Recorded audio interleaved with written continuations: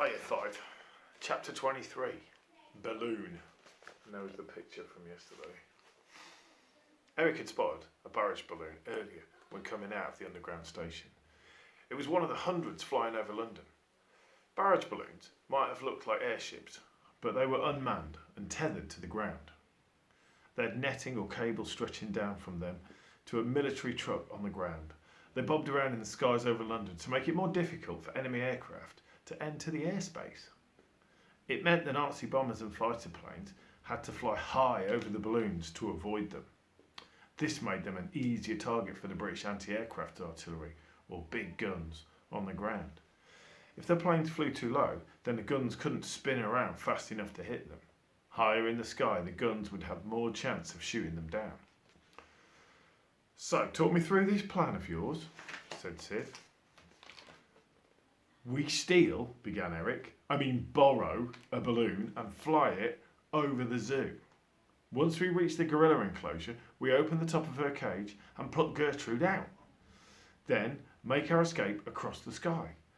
The old man stared into space, lost in thought.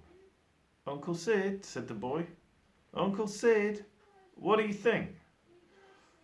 I think it's the least worst idea we've had, he finally replied. That means it's the best. Yeah, I suppose it is, said Sid with a flash of worry on his face, but how do we know it's going to work? We don't. Not until we try. Good answer.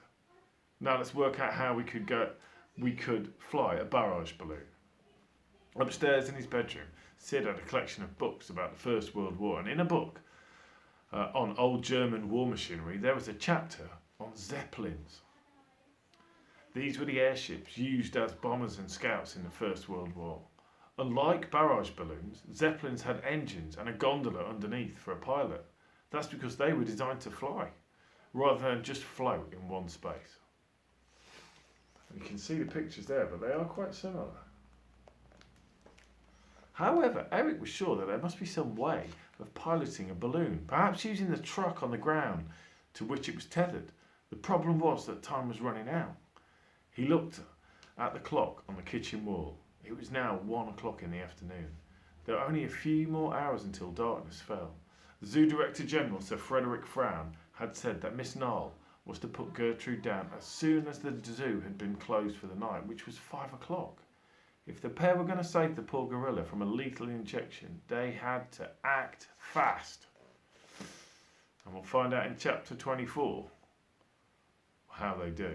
This chapter is called Downed Bomber, but we'll see. Have a good day.